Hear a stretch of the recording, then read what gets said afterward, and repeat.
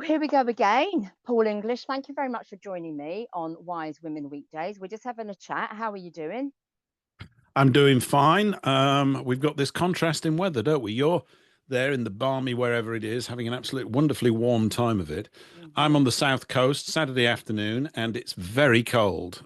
Not a breath of Yin wind, yang. though. It's a wonderfully Not tranquil day, but very cold. yeah.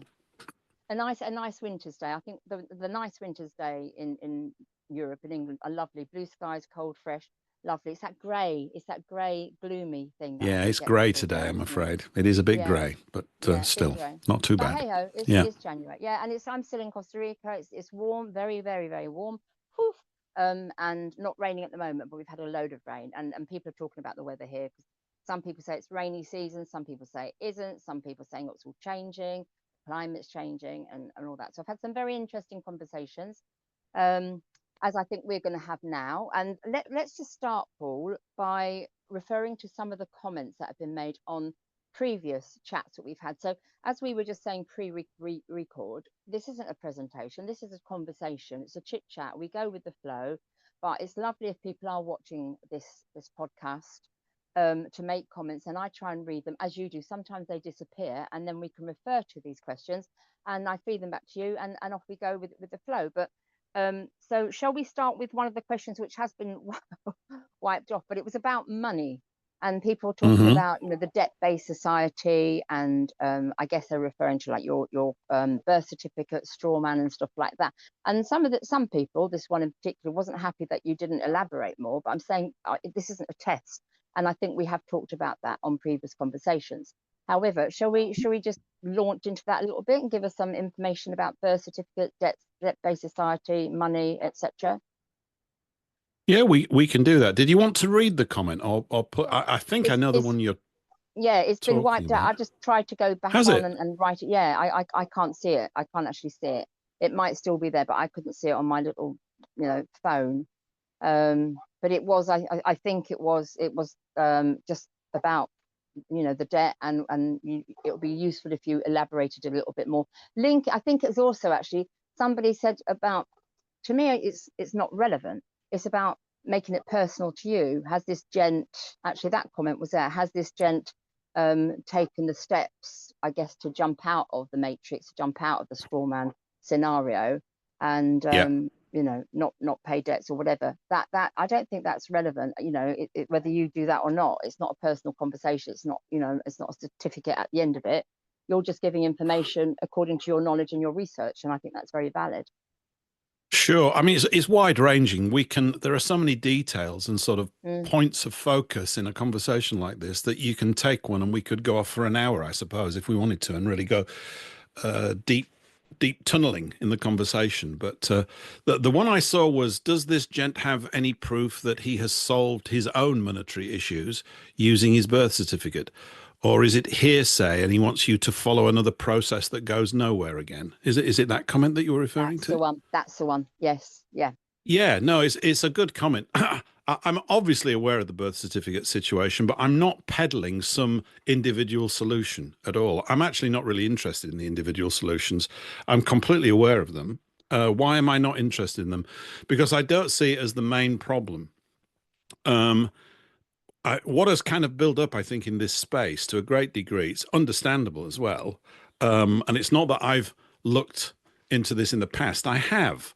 About 25 years ago, no, about 20 years ago, I was minting my own gold coins out of a gold mint in America to try and look at the way that we could remobilize gold. That's just part of my learning path. I'm not selling that to people as an idea. I'm just saying that I do understand why people sort of go down these routes. My sort of view with the individual thing is, at the moment, it's not of too much interest to me. And why? Because it's just individuals. And this is a system problem, I feel, that we have. Of course, I'm not trying to talk people out of doing whatever they want to do. I couldn't do that anyway. Um, and I hope they all have tremendous success in freeing themselves up. I knew a chap 5 or 6 years ago who'd done a lot of these sorts of things. He'd sent all these triple signed wet ink signature documents off to the Pope and all these other places to get himself out of the system. But that's just one person. And personally, I'm not actually, as I've said, I'm not really interested in that, because I think it just adds to the problem. It's a bit like it's as if you're in a battle and someone says, I know, I'm going to jump over the battlements now. I'm going to go out and fight them all because he's so courageous. And I would be saying to that person, don't do that. Right. Well, you're going to get shot to bits in front of the rest of everybody else. It's going to demoralize them. Most of these things, I'm afraid, go nowhere because I don't think that they're addressing the core problem. Um, and it's, God, there's so many aspects to it, really. As I'm thinking, Well, what is the let me just ask you this then, because there's a lot of people that are very active in doing this, you know, reclaiming their straw man and their birth yeah. certificate and you know, the capital letters name and all that kind of stuff. And I always said it's a numbers game. And just before we started recording, we were saying that there needs to be, you know, I don't want to, I'm careful with the words here. There needs to be some sort of major protest historically. There's always been wars and fights and whatever, but the underdog has lost. And I know Mm-hmm. we were saying there has to be some sort of fight. So a lot of us don't want to go to war. We'll be wiped out straight away. But is this not a kind of fight because you are trying to reclaim your straw man or whatever it is? If Yeah. enough of us did that, and I'm not advocating don't pay your taxes, but I know a lot of people aren't paying taxes, whether it's council tax or fines or, you know, legal notices, all this kind of stuff. If enough of us did that and the politicians, the governments, the powers that be didn't have money to fund the wars and wherever they were spending it, would that not be a fight in itself rather than an Well, individual? sure, it's certainly an approach. I guess each individual has to make a decision about how they want to use their time. It's not an approach that I would take. Why wouldn't I take it?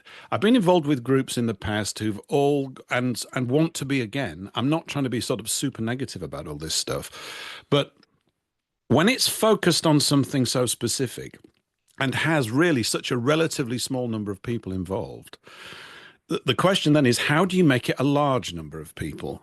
Now, if you look out there and see what's involved in all this paperwork stuff to deal with it, I'm of a personality type that I am not going to write to my jailers to tell them that I want them to set me free. That's not my stance or attitude. It might be an asinine one, but it certainly has always been that. And so writing to people and saying this, that, and the other, and therefore I'm free, that's it's going to take us 10,000 years to do that. If you look at that's my take on it. If you look at the focus that most people have in dealing with things like paperwork, it's not good. I'm not even disappointed in that. I don't think it should be good. They've laid a trap in which many people now have discovered the trap. They can see what it is. And many people are working a way to unpick it. I could be completely wrong. I hope someone just goes, this is it. This is the bingo moment. We've done it. And it all starts to fall away. But my take on that is to understand your enemy. And the way I seek to understand the enemy is by studying history, particularly monetary history and the history of warfare. Why? Not because I love war, but because behind every war, there is the arm of the banker. And war is being waged on us right now, certainly by my definition, in the sense that you and I and all the good and maybe not so good people of England and Scotland and Ireland and Wales, the people that are of immediate concern to me because I live here, all of these people are denied a voice. We can't actually talk to those in power. I mean, you could have a theatrical event where it looks as though that's happening, but they're never going to listen. They really never have, because their attention, if you say take the political class, is controlled by the people that control them, which, as we've mentioned before, in simple terms, is the money power. It's just a good phrase to describe it. So I'm personally interested in how we educate huge numbers of people in very simple things so that they begin to at least get that there is a problem. Most people, of course, don't, although that's changing. It's been changing rapidly, particularly over the last 4 or 5 years. The COVID thing has propelled people, a lot of people, to go, whoa, this isn't right. And then they've gone, what else is not right? And that's good. This is a good thing. So out of bad, often a lot of good things come. I mean, obviously not for the poor souls that have been injured heavily by that thing and have been duped by it, from my perspective. I mean, people would disagree with that as well, I guess. But trying to approach it on a systemic basis is that's my approach, and it will appeal to certain people and it will not appeal to others who want to go down a different route. And that's fine. I mean, I'm not saying I've got all the answers, but I think I do understand what most of the problems are, and I'm not alone in that. Many people now do understand what the problem is. I mean, for instance, there's a bank in the world right now in America, in the state of North Dakota. It's called the Bank of North Dakota. And it operates very closely, in my mind, to how a bank should really operate. And of course, very few people are aware of it. North Dakota is a state about the size of England, with only about 800,000 people that live there. So it's, probably a lot of bears, maybe more bears there or something. I don't know. It's very cold. It's right up on the border with Canada. But the Bank of North Dakota is a public service bank. It's actually, not that I'm interested in this either, but it's more profitable than the commercial banks. It doesn't speculate in things. It's run as a service for the people of North Dakota, which is roughly how I would describe a bank should operate. How should the bank really operate? The banks that are foisted upon us are involved in draining your pocket through the use of usury, which is the charging of interest on loans, and all sorts of other speculative ventures that they get involved with, which leaves them open to all sorts of market movements and all this other sort of stuff. And that's really, to my mind, the problem. Banks are run like casinos. They're like speculative places. Whereas I would liken a bank really should be a bit like, money should be viewed almost like tape measures. It's just to measure something and to get on with it. Whereas what they're basically saying is, well, you're using our tokens and therefore we're going to make you pay for it. So it's the private ownership of, in our case, the Bank of England. It's privately owned no matter what the government say. And the same with the Federal Reserve in the United States is the issue, because we do not know who these individuals or groups really are. And they are making decisions that are so powerful, they affect our governments, which means our governments aren't really ours either. They can't make coherent, intelligent decisions, and they certainly can't, nor have they ever, really, not to my mind, delivered on any of their economic promises, because they have to get the say-so, the clearance from the bank, and the bank is always, looking out for its side of things. It's in an adversarial relationship with us, and it shouldn't be, in simple terms. Does that kind of make sense? Yeah. Well, it certainly makes sense to me. The banks are in charge, as I think we alluded to this the other two interviews ago, two conversations ago with Liz Truss when she was in power. Quotation marks, because she tried to make decisions. She got thrown out, but I think the head of the banks don't get thrown out. So it's all. And it's interesting you bring her up, Karen, because I just got another soundbite from her the other week. Sounds as though I'm a big fan. That's not what we're saying. No. But she keeps, it's a bit like a broken clock. She's actually being right, at least more often than others. And she was just interviewed by somebody else recently within the last month. I got a little sound clip through the other day. And she used the phrase, she said, metaphorically, I had a gun at my head. She can't do things. They can't do what's necessary. And democracy is part of the problem. We've got so many mediocre, ambitious individuals involved in the political decision-making process that it's a mess. So I'm not into democracy. I've never really been into it, because it's slow burn communism, which is full-blown globalism. That's what it leads to. And we think we're living in a democracy, don't we? Because you can choose the blue one, the red one, the green one, but ultimately, you're not choosing anything because they're puppets and there's somebody above them that make the decisions. I think so. Yeah. I mean, the fact is the vast majority of politicians on both sides of the Atlantic haven't got a clue, really, a substantial clue or an interest in, or if they do, they disguise it totally, on how banking systems really work.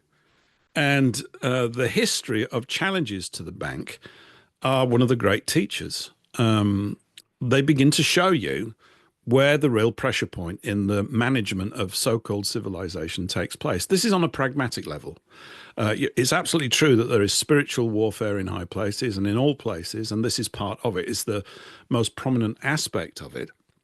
I was talking only yesterday about a book by an economist still alive, an American economist called Michael Hudson. And he wrote a book about 2017. What's that? Good grief. It's 8 years ago now, something like that, Nice, yeah. called And Forgive Them Their Debts. And so people will know from the Bible that the phrase that's come down is and forgive them their sins. But it's possible, although I haven't checked this out, that the original thing is and forgive them their debts. And this is to do with a process that I don't know if I've touched on this before. So if I'm going over the same ground, which will happen, by the way, Yeah, which is but good, which is good. yeah, there used to be a practice in the ancient world. We're talking Babylon before it all went super bad. Hammurabi was the king of, or if he wasn't the king, he was the monarch of the whole place, and others. And there is a biblical law which says that every 49 years, all debts are to be forgiven, which I would like to see implemented now. Of course, this is a almost hilarious thing to say in the modern world with all this sort of aggressive money making taking place. But why did they do it? They did it for tremendously sound and sensible reasons at the time. And those reasons are still existent with us today. The form is different. The form of our life is very different from people, living 2000 BC. The vast majority of people for most of our history on this planet have worked in agriculture because we've got to feed ourselves at the end of the day. I think the numbers in England prior to the sort of agrarian revolution were that you had 20 men and women working on the land to feed 24. That's how labor intensive food production was. Of course, it's eased somewhat, although as we all know, they're trying to mangle the food system now considerably, almost like with covert and direct attacks upon it. But that's how it used to be. Kings back in those old days had a big problem with people getting in debt because there's a massive knock-on effect and a weakening of the nation as a whole. So what we've seen over and over and over again, human nature, let's just put it down to that, for want of a better phrase, is that as a civilized space matures, you end up with a patrician creditor class, people that own more land than others, people that are able to rent that land out to others, people who work in little cartels, maybe big cartels, to control and manage things like wheat and the produce of the land, and they control these marketplaces and they acquire more and more purchasing power, which of course is extracted out of the pockets of the peasants that work on the land. This is a cycle that goes on and on and on. Now, if you're a king and you come into a place like that, what the king was finding is that he couldn't raise an army. This is a big deal. It certainly was then, because the army would have been made up of these men and women working on the land. And they were getting in debt because of the design of the system. It brings this about. And so their loans would be foreclosed on. They would lose their land. They would become hungry. They would become physically weaker. It wasn't possible for the monarch to organize a defense force should the kingdom be attacked. And of course, as it gets weaker in this way, because of debt, it becomes a good target for attacking. You can roll it over fast. There's no sort of vigor or strength left in the people. They become demoralized in part, and all sorts of other, negative things begin to spring up. So what happened a lot, and what would often happen when a new monarch was coming in, say the king died and his son or a prince was about to take up the mantle of leadership for the nation, they would, almost as a matter of habit, have a year of jubilee, the forgiveness of debt. The forgiveness of all debt. They would wipe the slate clean, as we say. And what this did was it completely reinvigorates the economic life of the vast majority of people. Not the creditor class, of course. They're very cross about this. But it reinvigorates the life of the peasants. They then become able to farm competently once more and produce food for the nation, which is absolutely vital. And they're also able, under the command of the king, to be sent all over the place to do other jobs like ditch digging and this, that, and the other. In other words, there's just generally more life spread more evenly across the nation. It works. It plain works. It's a biblical edict to do it for that very reason.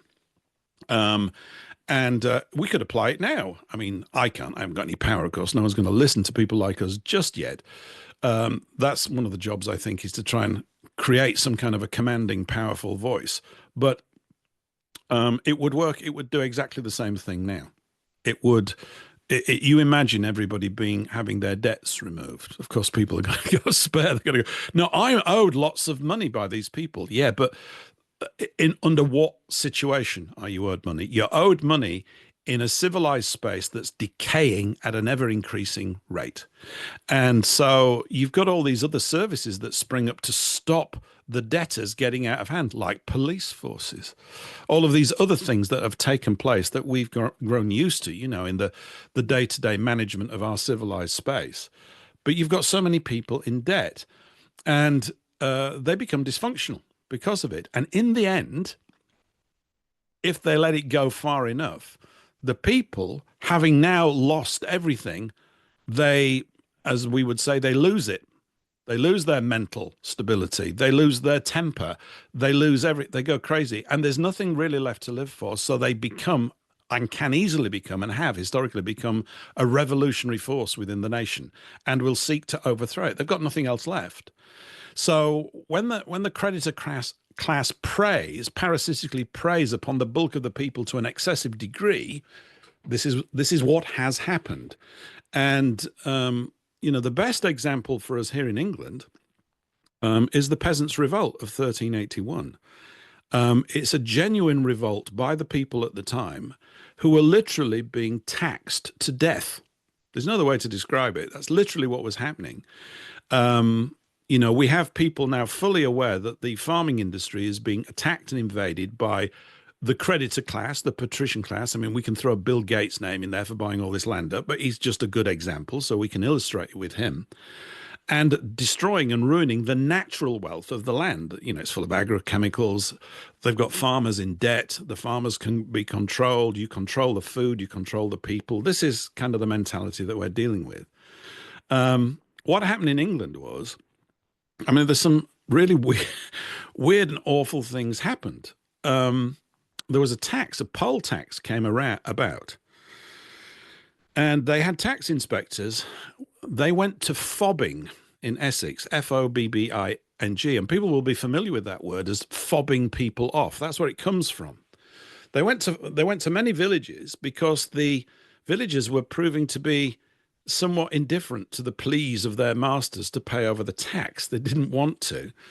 And they were also assessing people who could pay tax. In other words, if you were through adolescence, you were classed as someone who there was a tax liability and you had to pay tax. They had tax inspectors going around Essex looking up the skirts of young girls to see if they could see pubic hair, and in beds to see if they could class them as grown-ups so that they could tax them.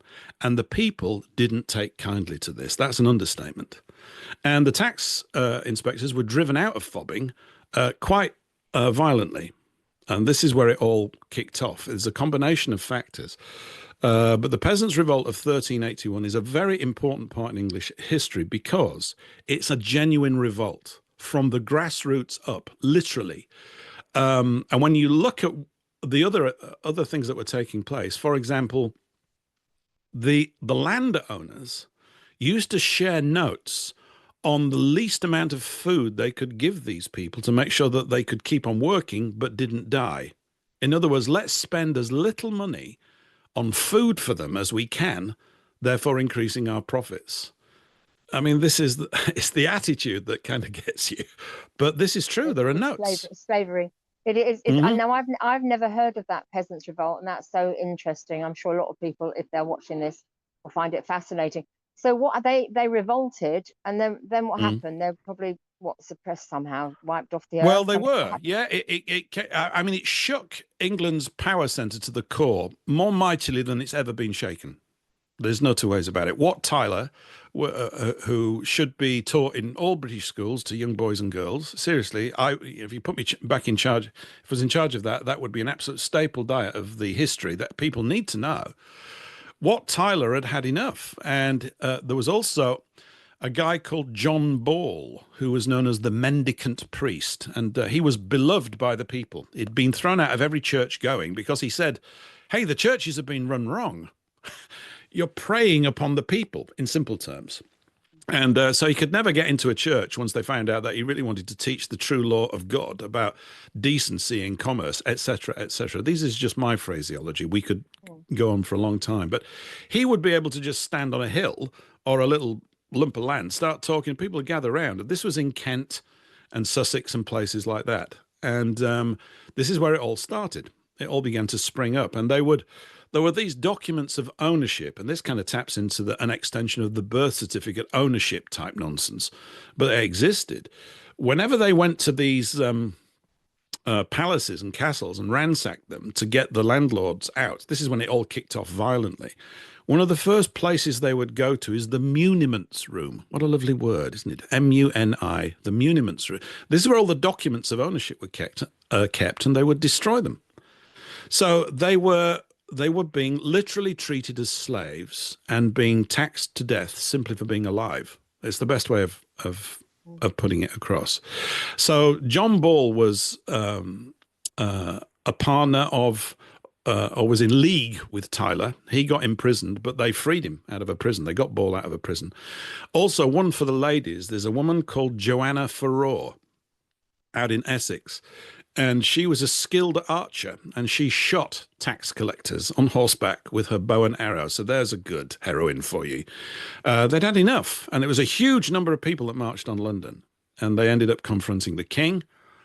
And Tyler was stabbed, literally stabbed in the back whilst talking to the king by the mayor of London, a guy called Walworth, who used to run a brothel in the Houses of Parliament. I'm serious, right? These, just so you know, this verminous behavior is nothing new in power centers. They just become, you know, it's Acton's thing. Power corrupts, Lord Acton's phrase. Power corrupts, and absolute power corrupts absolutely. And it's the case, I'm afraid.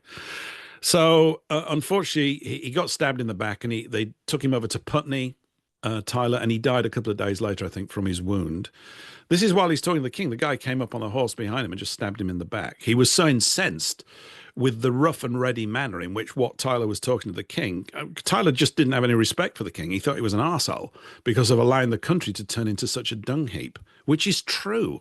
We're faced with this right now.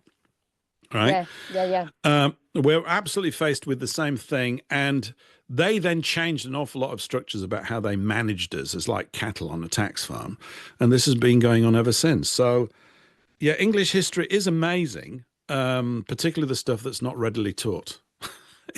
Yeah, It and is. saying that, yeah, I have heard of what Tyler. I didn't know the actual story of it, because there's a guy in the freedom movement that names himself Wat Tyler, Mhm. which made me look him up, which is great. So the thing is, yeah, history repeats itself, and we've had this then in the 13th century, but it's little Mhm. pockets of people, isn't it? Which isn't gonna, well, it needs to be a bit bigger, I guess. I don't know if Yeah, I mean that's that it. was huge. I don't know what the population was at the time. I think it's about 3 million in England, about 1381, something like that. And they had 150,000 or 50,000 men marched on London. That's serious. Of That's a course, big these are number. all farm labourers armed with pickaxes and shovels who are Mm, physically wiry and strong and formidable, and they were. And they were mm, incensed. They were just had enough. They'd pushed it too far, and they were just, you know, they were being brought to live in a condition of pigs, which is completely against Christian law. This is why I keep coming back to this kind of stuff. It's not, the thing about Christianity is people rightly, I guess, view it as this la-di-da, people dressed up in capes and things and singing songs. I'm not against any of that kind of stuff. But what it actually is, I would strongly suggest, is a way of life. It's a way of life.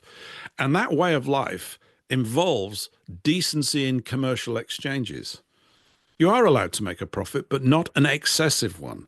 And of course, excessive profits are what it's all about. Certainly, banking is about excessive profits. And these harm the nation as a whole. They lower the tone and quality of life across the board. And yet, the money grabbers can't stop. They're addicted to doing this. And like I was saying earlier, you've had all these other sort of band aids that have been thrown up, like a police force. The mm. actual state that we should be in is that we're all fully aware of the law, and we are part of the extended policing of our own behavior so that we maintain it in line with the law, not the law of the city, which is the law of men, but the law of the land, which is the law of God, or, nature being the handmaiden of God. And that's why these topics are important. And it's why there has been a systematic destruction of the good teachings of church spaces. That not all been bad. It'd be absolutely asinine to suggest that. Lots of good people have gone through those doors. And I accept now fully, that the thing is a wayward organization. That's putting it mildly. It is literally a wolf in sheep's clothing. I mean, in literal terms, the Church of England, I don't know how many tens of billions of pounds worth of land it owns, but it's a lot. Well, that land and all its assets should be owned by the congregation, shouldn't it? Right? Yes. I mean, we're the ones that live here.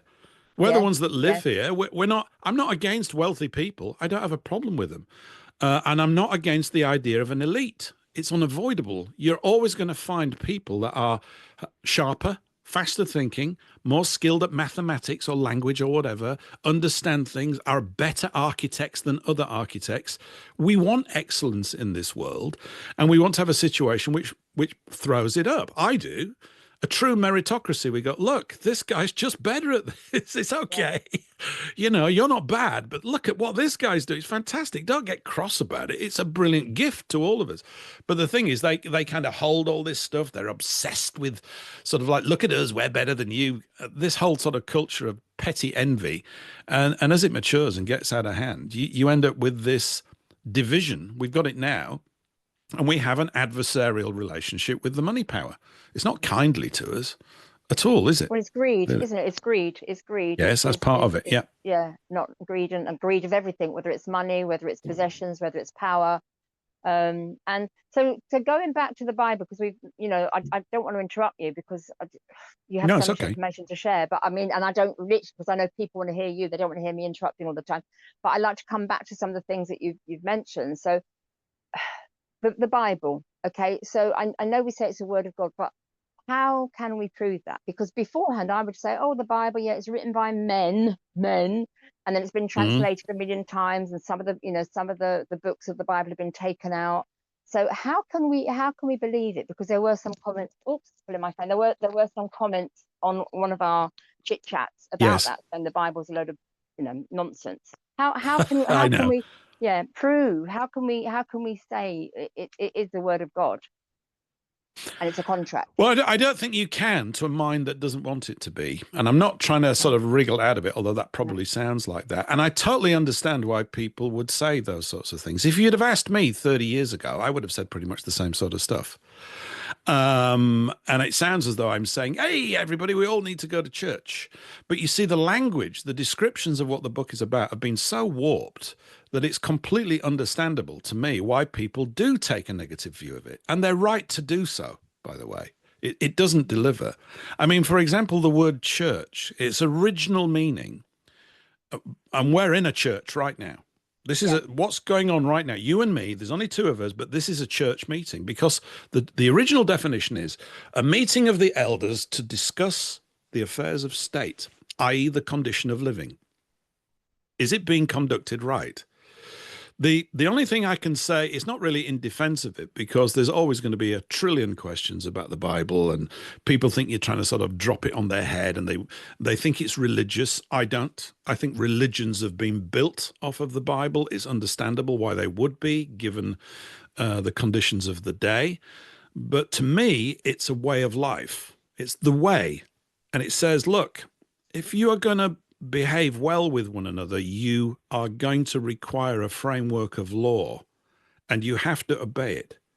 Because if you don't, and everybody thinks they can do whatever they want, whenever they like, to anybody else, you've got a very bad situation. You're literally going to have a dog-eat-dog world. And I'm suggesting that as people, inherently inside our frame, we don't want that. I'm absolutely clear. I don't want it. I'm fine with obedience to law when it's good law. Where is the good law to be found? It's only to be found in the Bible. I can hear snorts of derision ringing around, okay? But the reason why I'd suggest most people don't think it's there is that there's been a lot of spin put on that document in such a way that people have got a completely different view of what it's about. So this is I'm just giving you my take. And I don't sit down and plow through the Bible all the time. In fact, I've never done that. I actually I pick and choose and go from one bit to another because I'm looking for illustrative points that are going to help us. Mm. And one of the things that is very useful about it, even though it's all kind of negative, is the people that the Bible is written by, of, and for, known at the time as the Israelites, these 12 tribes. The great part of the Old Testament shows what happens to them when they are in obedience to the law and what happens to them when they stray from it. And when they stray from it, it's not good. It's very, very bad. Things go very badly for them. When they're actually in line with it, you begin to get that sense of buoyancy and goodness in life starts to come back in. But it requires self-discipline. So, to me, if you were to say, what is Christianity about? It's about individual responsibility in line with the law. And from a monetary point of view, this is very important. The Bible is really clear about no man can serve two masters. You can't serve God and mammon. Mammon being the physiological embodiment of money. Mammon is the god of money. The temples of Mammon are everywhere. And I think this is a great fight we individuals that we all have internally.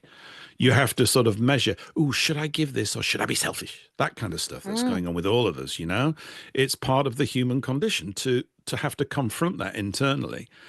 And who do you help? Can you actually help people? And how do you behave well? So I think it's very useful for the simple reason that actually it boils down to 10 commandments. People, of course, will be scoffing at parts of that too. I understand. That's okay. But it's very useful having 10. There are actually about 729 other statutes and acts and things which are worth noting. But the reason why 10 is so very useful is I think we could say quite safely that, say in England or these islands, any boy or girl from the age of 8 upwards would know and could be taught those laws and would know them. Now, if everybody knows those laws and are in the main living more fully by them with each passing day, this means that that you live with a lot of people that know the law. This is great. Now we can have really accurate judgment amongst ourselves, which you're going to get. You're going to get judgment because you have to. You have to, differentiate between what is good behavior and what is bad behavior, what is actually helping build up family health and good quality living as we know it and as we have a good, strong feeling about it, and what harms it.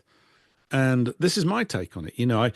So if you look at what a nation is, for the avoidance of all doubt, a nation is a tribe of people. That's what a nation is. It's a tribe of people of the same race with a shared and received history, culture, and language.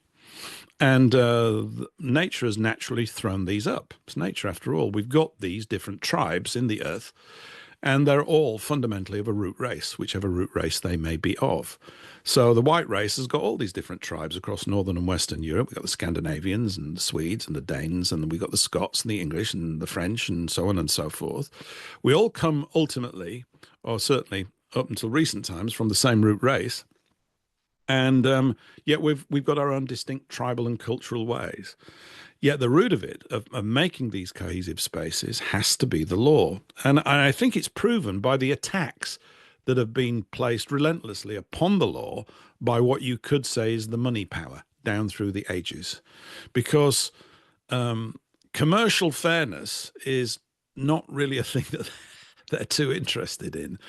And so the laws, the monetary laws, what's the thing? It says to use honest weights and measures.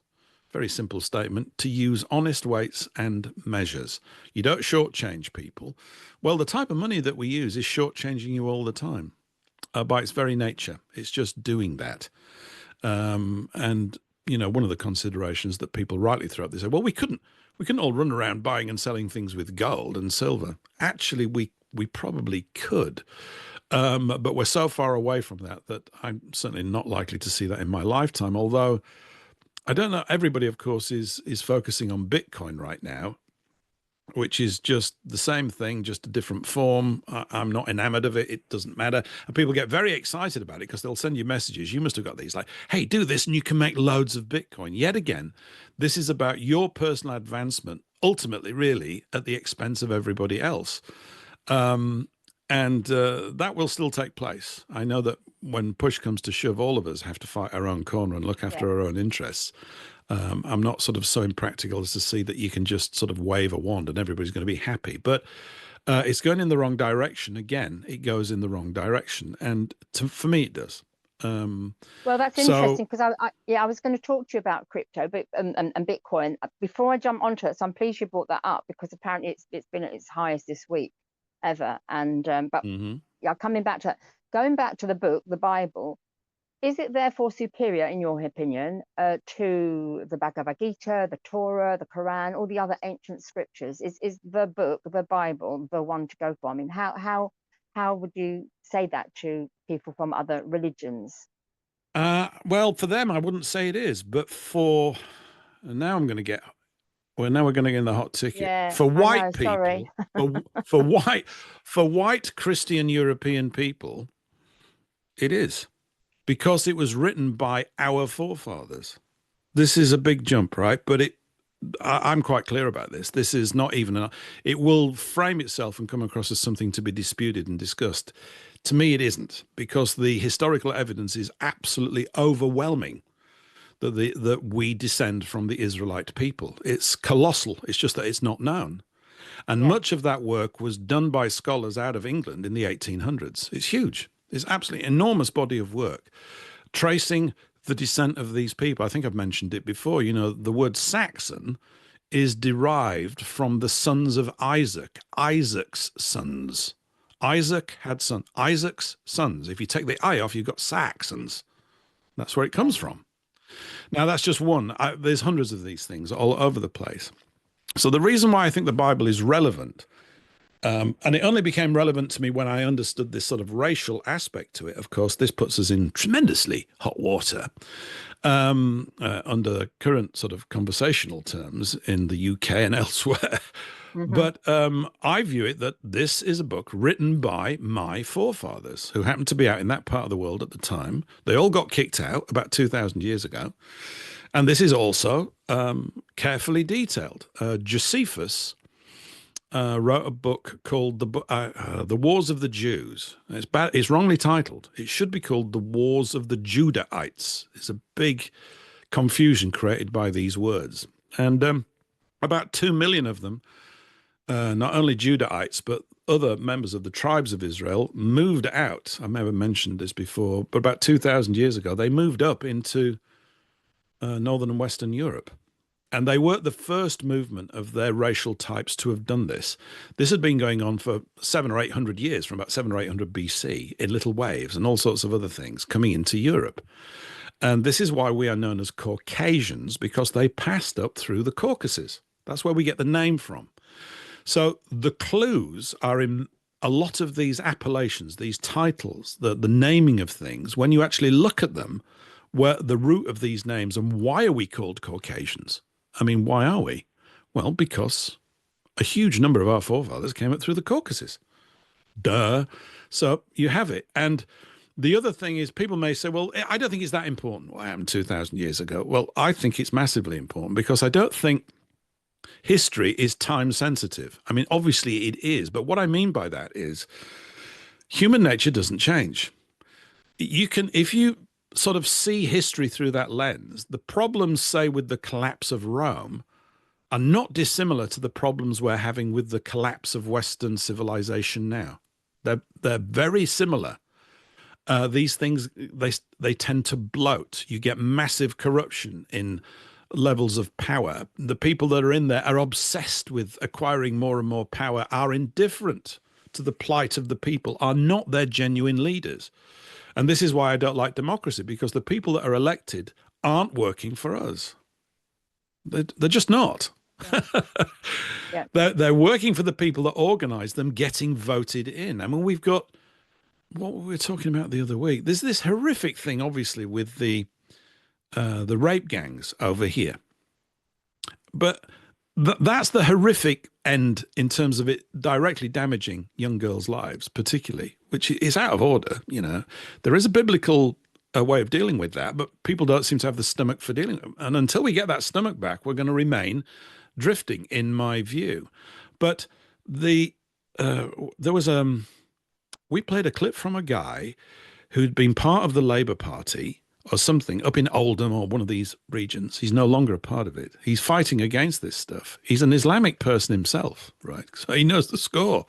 What he was pointing out was that the Labour Party are thick as thieves with this because they want the Muslim vote. How are we supposed to get clean governance in this nation? We're not, by the way, and we're not gonna, under these circumstances. It can't be achieved. And it's never going to be achieved because under current circumstances, every single political party is beholden to the money power. As Liz Truss has more than strongly hinted at, right? A question would be, why is, and I'm being completely stupid when I say this, why is the BBC not full of a regular weekly show of how to transform the Bank of England? Because that's what needs to be done. Of course, you know why it's not on there, because that same power controls the scheduling and the program content of the BBC. The influence is colossal, and everybody wants to get paid at the end of the month. It's a terrible disease situation. It really is. Going back to the Bible here and talking about the other religious scriptures. Okay, if the Bible's been written for Caucasians, okay, and not for the allegedly chosen people, those that are the chosen people, it's been written for the Christians. Can I say Christians? We can. I know most people will wriggle like mad when they hear it. I mean, my definition of a Christian is not the normal one. I'm reasonably sure. I define Christians. Christians are of a race that used to be called Israelites. Christian is a racial appellation for me. And of course, this is quite heavy stuff, I guess. People are going, good grief, is this racism? Yeah. And your point is, so I'm just saying that on purpose, by the way, Karen, to be, I understand, provocative, right? To just stir it a bit. I know what I'm doing when I say that. The fact is that race exists. Races are massively important. But if you live in the West, you think it's the least important thing ever. Why? Because the whole of the media has been coordinated by the enemies of our race, which are many and varied, to make us think that. We're being chewed out from within by swallowing down completely false ideologies and nonsense from other people. And when I speak like this, of course, people think, oh, you hate all the other races. I do not. I simply prefer the truth. I don't hate them. I haven't got the energy, the time. No one has to run around. Yeah, if you watch the media, you'd think every white man is, what is it now? We're all extreme right. What does that mean? It's barking mad, but it works. Unfortunately, these slogans and everything, they really do work. And most of our people now are cowed and daren't speak out. It's possibly good because most people don't quite know fully what's going on as well. That sounds a little bit snotty of me, but I think it's true. But as I said earlier, the number of people that do know now is increasing rapidly. This is very encouraging. And that are moving into this space and that are beginning to ask questions about everything. And that's really the most important thing. Never stop questioning things. Don't worry too much about the answers. Just keep on looking at it and going, I don't know about that. I don't know about that, until you really, really know. And I guess when you think you really know is when you've been able to correlate information from very many different areas and inputs. And it is true that the more widely read you are and more deeply read you are, you're likely to be more accurate in terms of understanding the forces at play. And hopefully, this is the big ask, to solve the issue. This is the great challenge. It's not just knowing how the problem's arisen or why it's being maintained. It's how do we arrest it such that we can get back to living the way that we want to live, So that's for me anyway. It's a numbers game again. And I think so to some degree. And I think for clarity, if the book has been written for the Caucasians, the white people, you're not saying that we're superior in any way. We're just a different race. Is that correct? Yeah, I'm not saying that. People will say that of us to attack us. So Yeah. what I've just said is, what's the phrase? It's white supremacism. Yes. Well, actually, in a way, white people are supremely important to me because I am one. And I know there's a lot of white people think this is completely irrelevant now, but there are different races. And my sort of view of it is you can liken the races to like different types of music. I think this is a good one. It's as if we vibrate internally with internal operating systems that are different. People understand things like the breed of dogs. Certain dogs behave one way, highly aggressive and vicious, and others are extremely placid, right? They know this. No one would say that there probably isn't such a thing as a dog when you think about it. There are different types, different races, different breeds of dogs, and they behave very, very differently. And everybody knows this. No one goes around saying, this is doggist. What are you? Why are you, you wouldn't really put Rottweilers and poodles together, would you? You'd probably come back in a week and the Rottweilers probably eaten all the poodles or whatever they do. You wouldn't do that. Yet, apparently in human affairs, this is okay to do that. Well, it isn't. This is why we've got Yeah. all these knock-on effects. No one That's a hates the great poodles. analogy. Yeah, Yeah. and no one hates the Rottweilers. It's got nothing to do with it.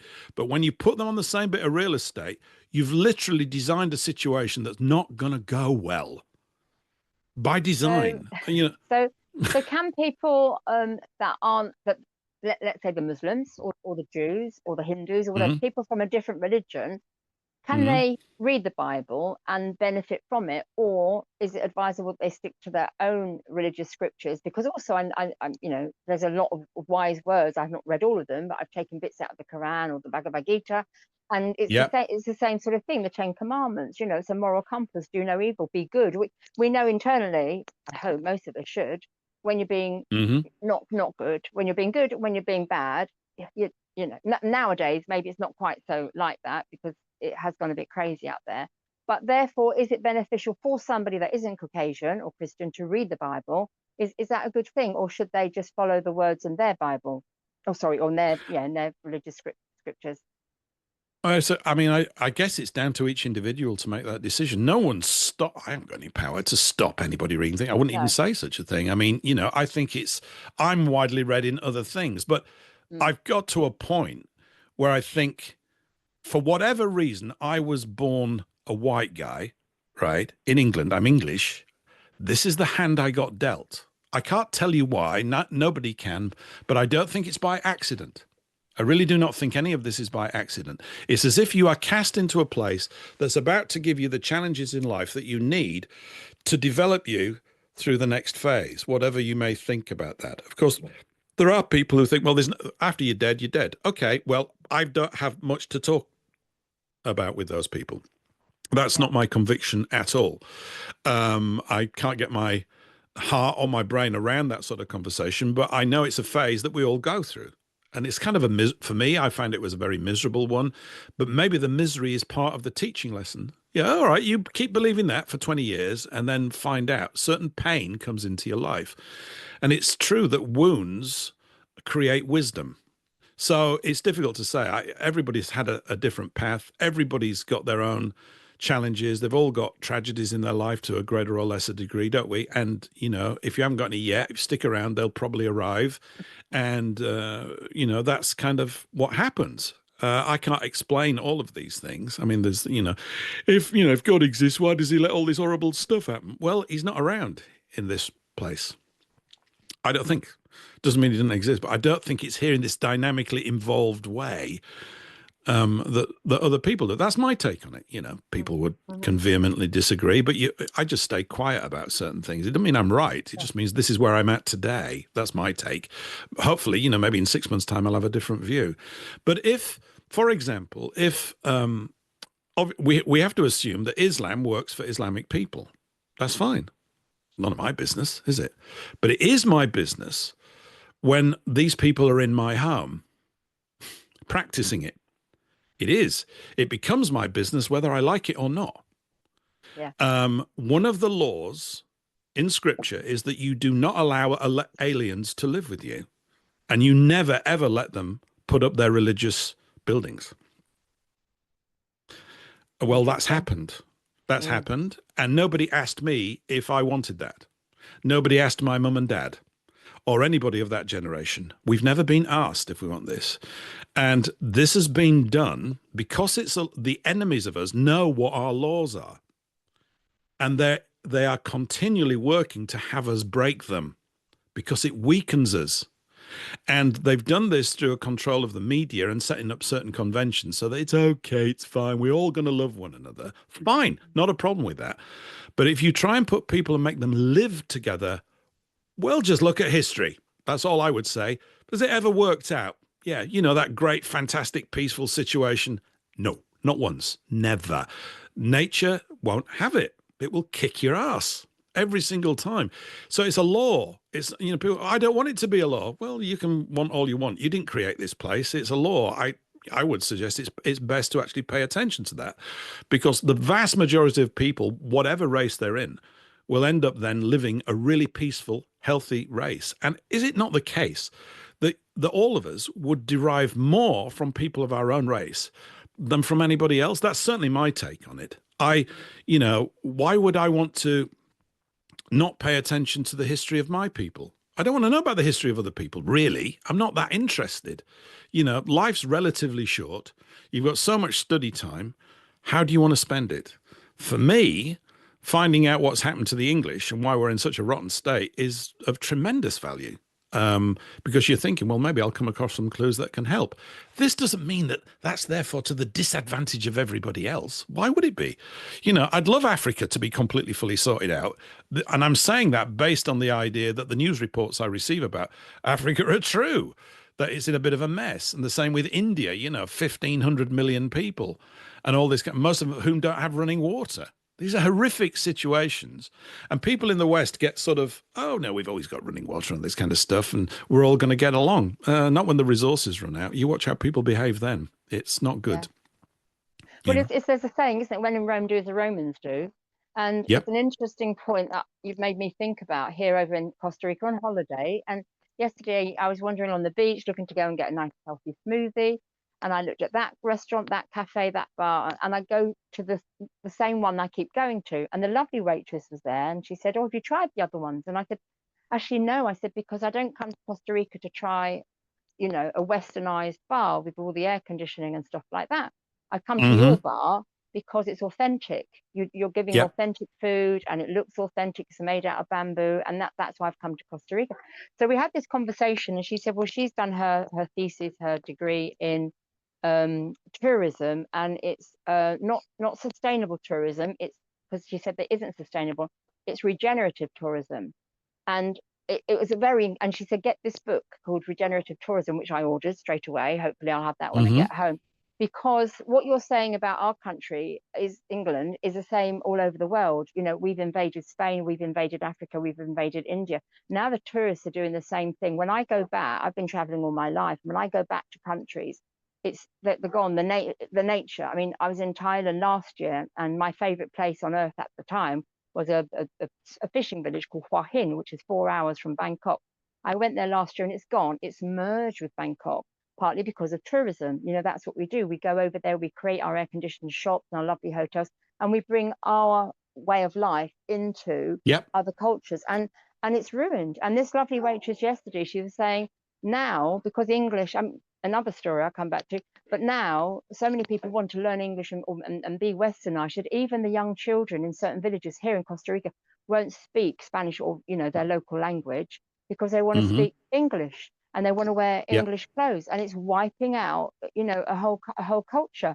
And when I was at this animal sanctuary last week, there was a young lass there, 17-year-old from Brazil, very quiet lady, young girl, quite a bit sad, but only 17. And I said, "Why have you come to Costa Rica? Do you love animals?" And she said, "No, it's to learn English in Costa Rica with all the other English people." You can't find, you can find some local people that don't speak English, but the majority speak English. It's the international language, and it is changing the planet. God knows what it's going to be like in another 20 years. Who knows? But yeah, so what you're saying is, I totally obviously agree, but we're doing it. People are coming to our country, changing it. We're going to there, changing it. Sometimes we've improved countries, I think, like third world countries. We've like the Romans came to England and brought in the drainage system and other things, and we've helped build trains and stuff drainage. like that. Yeah. It's true, but you see, the Romans to a degree are of the same sort of root race. I mean, if you look Yeah, at the Romans, you yeah, ever see any of the statues? They're all yeah, blonde-haired guys. I'm yeah, serious. All those Caucasian. emperors and stuff, right? You have to understand that they're Northern Italians. It's different. They're Europeans, Yeah. and this is not me. We've not. There's lots in our copybook that's not good as well. But your point about tourism is really well made. I think you know everybody, they have this ridiculously insane phrase where they say diversity is our strength, don't they? You've heard good old jolly old honest decent Tony Blair and all the other acolytes down through the ages have come out with this complete guff. I think you have to hear it two ways. From their perspective, it's true. What they mean is diversity, mixing all the people up in the same space, is our strength, and our references them as the power elite. It's a Mm. strength for us because we're going to get to keep you all disturbed and in a state of imbalance around other people long term. But real diversity is a naturally occurring event, and we all delight in it. When you're talking about tourists changing things, nobody wants that. Mm. Very soon, you won't be able to come to England and see England anymore. It will have gone. It will have been absorbed into the world system. Most of Europe too. You want to. If we go back to the old thing, you want to go to Holland to see cheese and tulips, don't you? And windmills, things like And that. clogs. Right? You go to Germany for sausages and beer. I'm just being completely cliched, right? You go to. Absolutely, yeah. All right, all these things that you associate, they're wonderful. And the distinct cultures of the Far East for those that want to go. So the idea of people traveling to visit and see and witness these things is, I'm completely okay with that. I don't want people, I mean, not that it's down to me. I'm fine with all of that. What I'm talking about is permanent living in and amongst other groups. This is a no-no. It doesn't work. If people say need to come to England to study for 5 years, fine. But why should they have the vote? This is applicable to any nation. Why is it? We have a situation here. I'm just going back to this Muslim thing. Why do Muslims have the vote? Why? They're not Christians. That doesn't mean they're better or worse than us. They're just different. That's fine. It's like a different operating system. Why do they get to decide things? Why do they think that they can be in power? Why? I wouldn't expect, you wouldn't expect that if I shot off to Peking 40 years ago and I now was fluent in Chinese, that I'd get to be the mayor of Peking. I come from Yorkshire, right? But I'm also the mayor of Peking. It's insane. Yet this has been organized by this exterior force because people have swallowed down in the West all sorts of stupid ideas that we're all going to come together and love one another. It doesn't work like that. There's no need to even do it. It's a complete event, totally irrelevant and surplus to requirements. It's goofy. It's childish. It really is. To me, it really is. Exchange people coming here to learn for 5 years, fine. I don't have a problem with that. Mm. But putting up your own the reason why that's dangerous is it begins to warp the inherent culture of a people. And that's the whole purpose of globalism. Globalism, when they talk about diversity, they are the biggest racists on the face of the earth. They're literally waging a war on every race, on every distinct culture to homogenize it, turn it into some big sort of factory system with worker bees. They're out of control with all this nonsense. For what? For power. Money is the expression of the power, but ultimately it's for the power. Because they've got a view of the world that they need to be in charge of the whole thing. A job advert. I never saw the job advert for that. Wanted world leaders. We don't need them. I mean, their arguments are, yeah, but when you were all nations, you were always warring with one another. Look at Europe. Yeah, it's true. Why were we warring with one another? Because the forebears of these same sorts of people were the ones agitating all the wars through the money power. They brought them all about to bring this situation, sure. so they can turn and go, look, you're always warring. Well, yeah, but weren't you sort of provoking and paying for all of that? And if you look at from the English Civil War to now, it wasn't English, by the way. If you look at all of these things, the money power is all of them. How did Cromwell raise an army, the new model army? We all talk about it. No one says at history, how did he pay for it? Have we got any account books? Where did the money come from to pay for all this weaponry?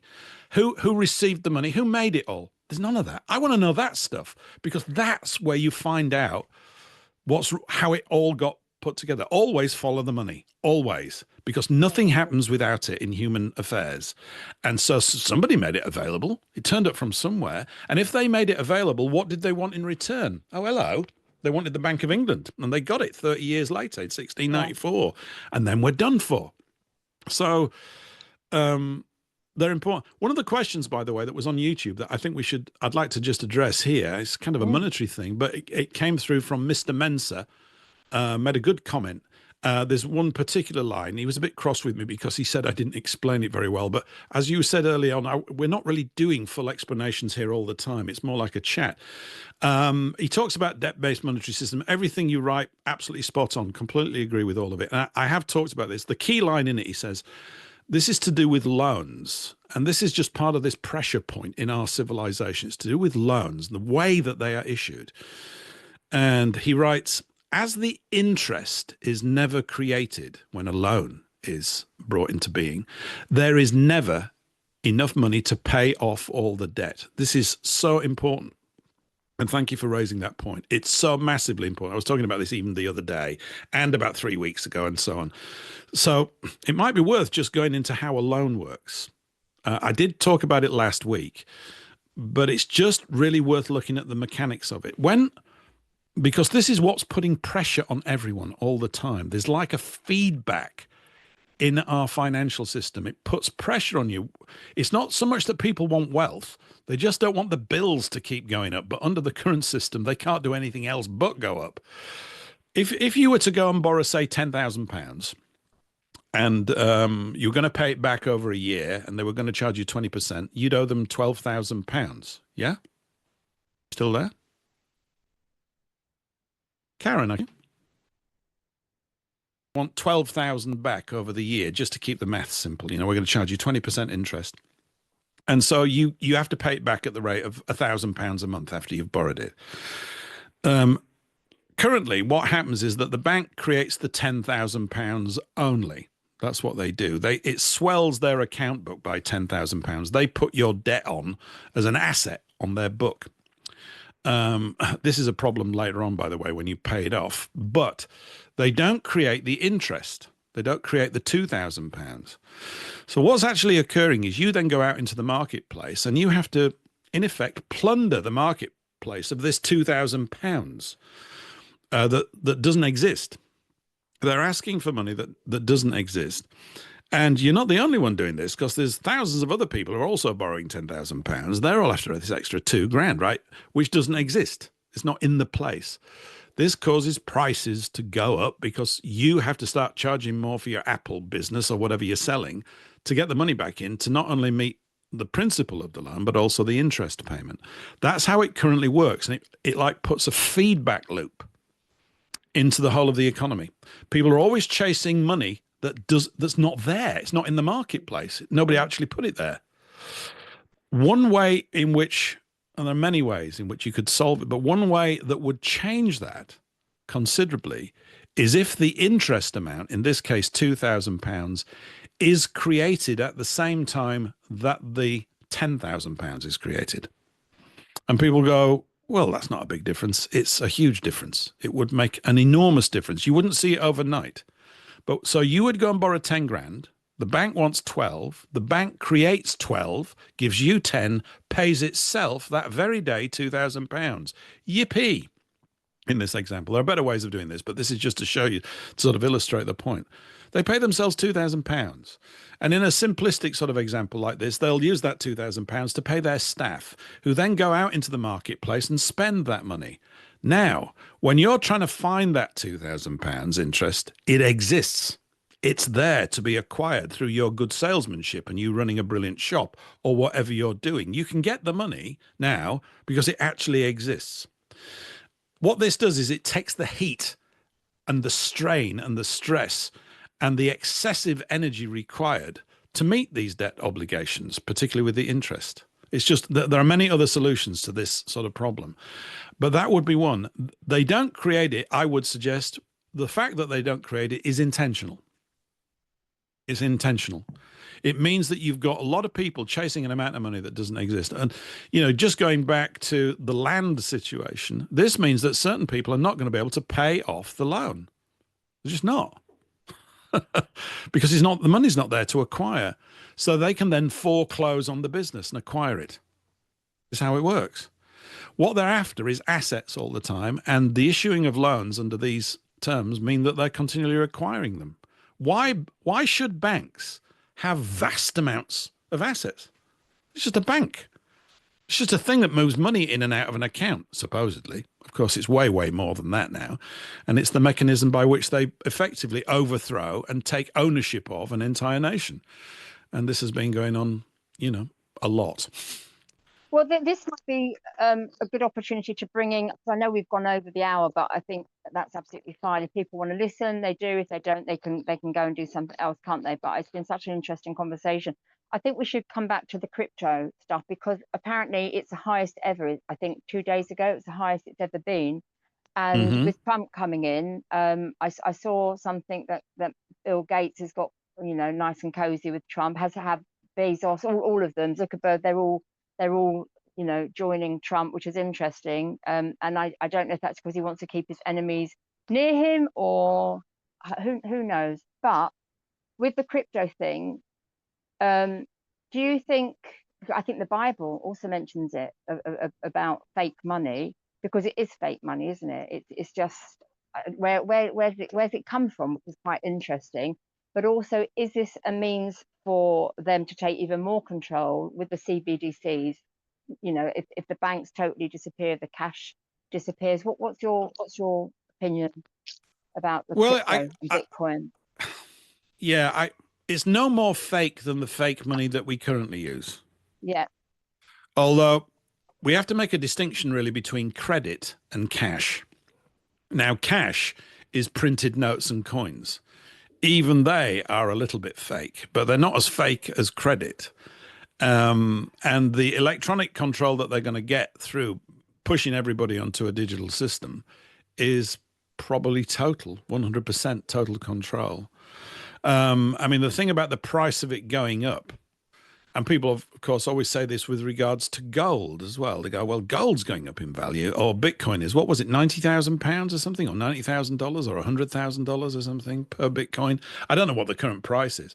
But although you can say, yes, Bitcoin's going up, it's going up, what it actually means is the purchasing power of the dollar is going down. Going down. You need more dollars now to buy a Bitcoin. So my dollars don't buy as much. There's always two sides to all of these sorts of these things that are taking place. So people are being stimulated to get involved with Bitcoin. Their plan, the story around Bitcoin is that it was, and I used to laugh my socks off at this when it first came out. When was it? 2014, 2012? I can't remember. That some Japanese kid called Satoshi had sat in his basement and created all this. My, how I laughed. This is CIA operations all over. It's basically a social engineering thing. And it's a trial balloon. It's a test balloon. There was a court case. They could have shot it down, quite easily 8 or 10 years ago. I think it was 2016. There was a court case in a circuit court in New York where market makers, a big one, or a couple of them, were in court. A market maker is someone that enables you to buy Bitcoin. I know it's all online now, and probably was all online back then too, as well, I guess. But you would take your $100,000 and you go over to a thing and they give you a Bitcoin. Yay! And someone's got to be able to give you a Bitcoin, right? They're called market makers, like, a currency. It's like a currency exchange. That's literally what it is. And these two big dealerships were before this judge. And if the system wanted to shut it down, in other words, if the central banks had said, this is a direct threat to our control, they could have shut it down there and then. Oh, you can't shut it down. Yeah, you can. Shut down anything. It's just people who do lally about this stuff. All you do is you make it unlawful. Anybody found conducting then goes to prison. It's stop. It would stop. Believe you me, it would stop. If they wanted to stop it, it would stop. They don't want to stop it. And as soon as that judge let them off, I knew it was an in-house scam. It's just a test balloon to see whether it works.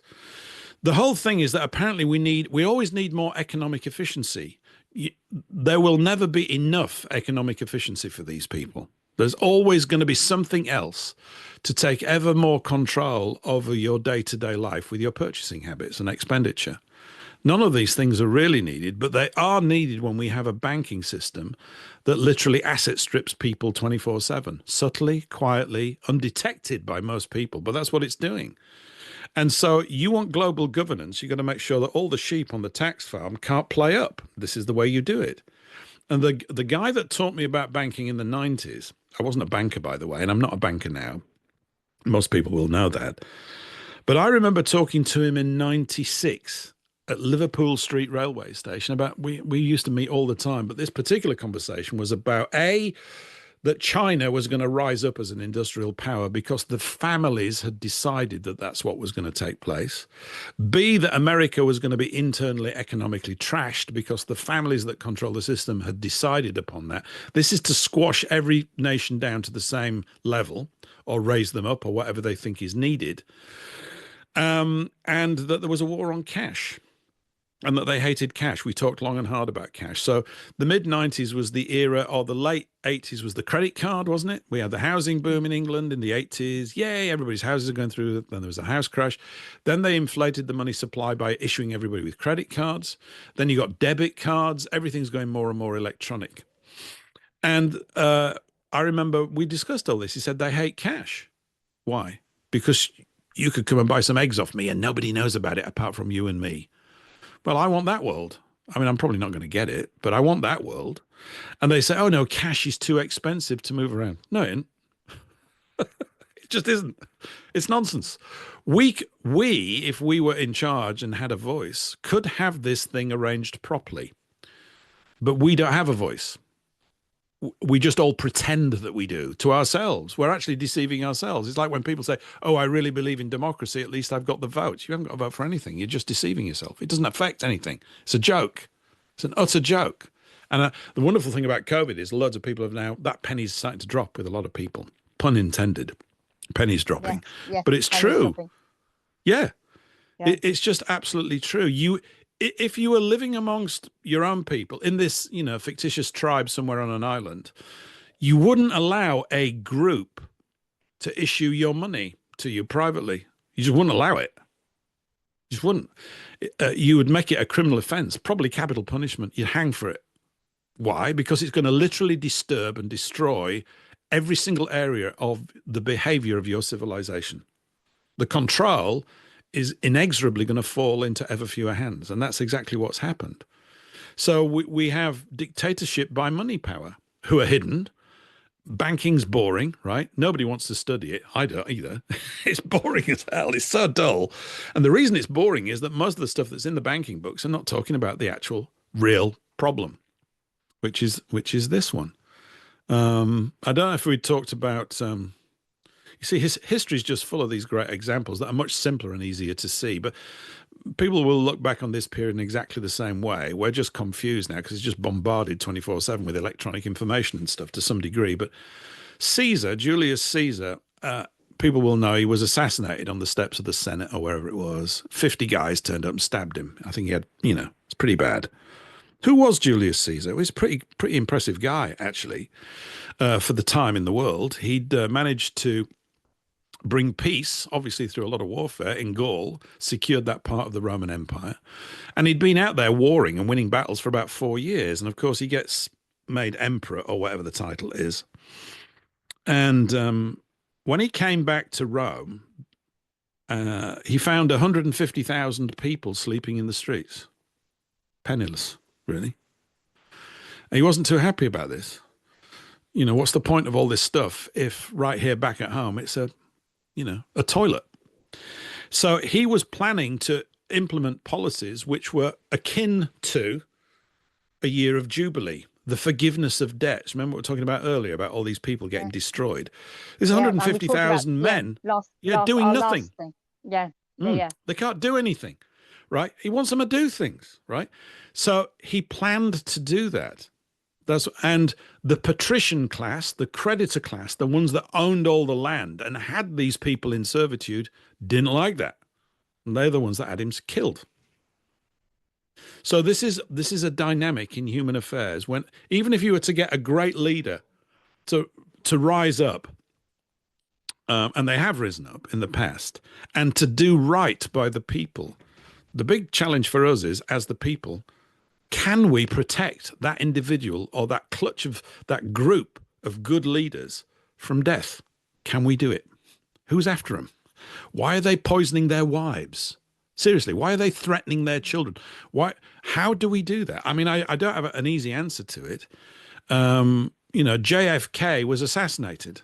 The world changed that day because some people think it was because of a Treasury decision he was going to make. There's still, I'd like to believe that, and it may be true, but there's all sorts of reasons. But and he wasn't a perfect man by any means. Okay, but what happened then in the world of Western politics is every politician knew that if they stepped out of line, they were going to get their brains blown out. That's it. Do you want to go and be Prime Minister of England? You can be Prime Minister, but if you step out of line from what we want, we're going to kill you. Oh, we'll threaten your wife and we'll kill them. And you don't even know we are.